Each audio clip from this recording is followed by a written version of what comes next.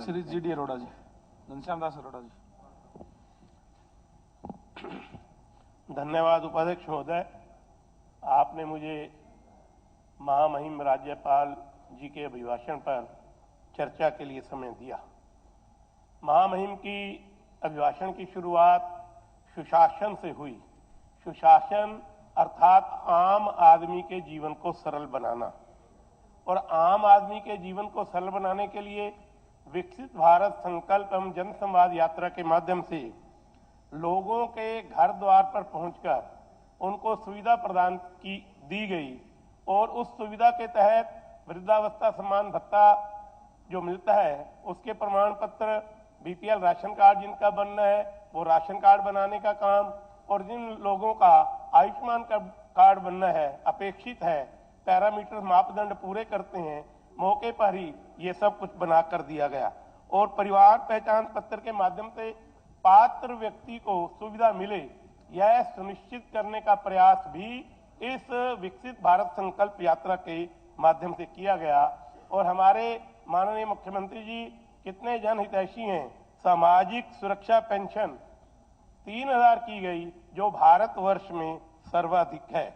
आज हरियाणा में प्रधानमंत्री गरीब कल्याण अन्न योजना के तहत 44,87,000 परिवारों को मुफ्त गेहूं तथा बाजरा मिल रहा है।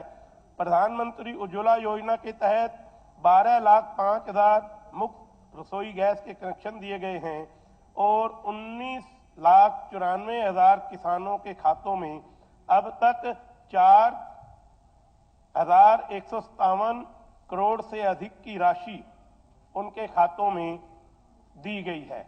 इसके साथ ही हरियाणा देश का प्रथम राज्य है जो 14 फसलों को न्यूनतम समर्थन मूल्य अर्थात MSP पर खरीद रहा है, तथा इसके साथ ही हरियाणा में भावांतर भरपाई योजना की जो शुरुआत की गई वो सारे देश के लिए अनुकरणीय है। अब ये सारे काम करते हुए विधानसभा क्षेत्र में अनेक विकास के काम हुए। यमुनानगर विधानसभा क्षेत्र में नए मेडिकल कॉलेज का शिलान्यास के बाद काम द्रुत गति से चल रहा है, और 1000 करोड़ रुपए की लागत से यमुनानगर को नया मेडिकल कॉलेज मिला। 100 करोड़ की लागत से यमुनानगर को नया सिविल अस्पताल जो है 200 बिस्तर का वो मिला। इसके तहत ही पुलों का निर्माण, सड़कों का निर्माण, पार्कों में जिम झूले लगाने का निर्माण, ये सारा कार्य बहुत अच्छी तरह से चल रहा है। अब यमुनानगर के लिए कुछ न कुछ और भी जरूरतें हैं जिससे यमुनानगर विकास के पथ पर जो अग्रसर है उसकी गति जो है और बढ़ जाएगी। यमुनानगर से दिल्ली जाने के लिए हालांकि हमें पिपली से नेशनल हाईवे मिल जाता है, परंतु नेशनल हाईवे पर यातायात का दबाव अत्यधिक होने के कारण से अगर यमुना के साथ साथ एक यमुना एक्सप्रेस वे दिल्ली तक बना दिया जाए, जिसकी चर्चा लोकसभा में भी अनेक बार हो चुकी है, तो निश्चित रूप से लोगों को यातायात करने में सुविधा मिलेगी। यमुनानगर एक औद्योगिक क्षेत्र है, बहुत औद्योगिक इकाइयां हैं। अभी तक यमुनानगर में कोई ट्रांसपोर्ट नगर नहीं है। ट्रांसपोर्ट नगर समय की आवश्यकता है, इसको पूरा किया जाना चाहिए। और नए मेडिकल कॉलेज तक 4 मार्गी सड़क, इसका मैंने पिछली विधानसभा सत्र में प्रश्न भी लगाया था। इन प्रिंसिपल मुख्यमंत्री जी ने स्वीकार किया था, हमने उसकी DPR बनवा दी है, किसानों से बात कर ली है, वो ई-भूमि पोर्टेबल जमीन देने के लिए तैयार हैं, तो कृपया उसकी भी सरकार उस प्रपोजल को स्वीकृति देगी तो उसमें हम आगे बढ़ेंगे।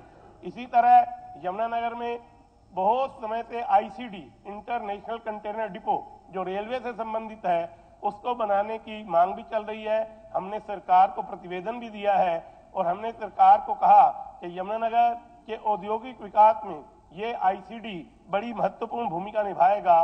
उसके ऊपर भी सरकार को केंद्र सरकार से, रेलवे डिपार्टमेंट से इसकी चर्चा करनी चाहिए, और यहाँ यमुनानगर में बने इस बात का प्रयास करना चाहिए। यमुनानगर में शुगर मिल के पास रादौर रोड जाने के लिए एक पुल का निर्माण हो रहा है, ओवरब्रिज का निर्माण हो रहा है। वैसे तो वो पुल जो है शुगर मिल से चल के रादौर रोड पे उतरेगा। इंडस्ट्रियल एरिया के लिए एक उसकी लेग उतारनी अति आवश्यक है। यदि वो ना उतारी गई तो इंडस्ट्रियल एरिया के लोगों को अपने सामान को मंगवाने में और अपने तैयारशुदा माल को भेजने में बहुत असुविधा का सामना करना पड़ेगा। एक बात, मैं नगरों में सीवरेज की व्यवस्था, हर जगह सीवरेज जाम रहते हैं, ओवरफ्लो करते हैं, मेन होल से पानी गलियों में निकलता है, लोगों को परेशानी होती है। मेरा विभाग को यह निवेदन है कि कोई ऐसी व्यवस्था की जाए कि सीवरेज की व्यवस्था सारे नगर निगमों में, नगर पालिकाओं में, नगर परिषदों में सुचारू रूप से चले, इसके लिए योजना बनाई जाए। धन्यवाद। एक मिनट सर। WJC पश्चिमी यमुना नहर यमुनानगर के बीचों बीच निकलती है और उस नहर के पश्चिमी छोर पर पटड़ी का पक्का निर्माण किया जाए तो लोगों को बहुत सुविधा होगी। और एक नगर निगम में समस्या आती है कि बार बार टेंडर लगाने के बावजूद भी एजेंसी जो है वो टेंडर नहीं लगाती, क्योंकि उनकी जो तय एक राशि है या कितने तक के वो टेंडर ले सकते हैं वो पूरे हो चुके होते हैं। तो इसकी भी एजेंसी काम ले सकें, इसका भी नगर निगम कोई ना कोई ऐसी व्यवस्था और योजना बनाए, ऐसा मेरा निवेदन है।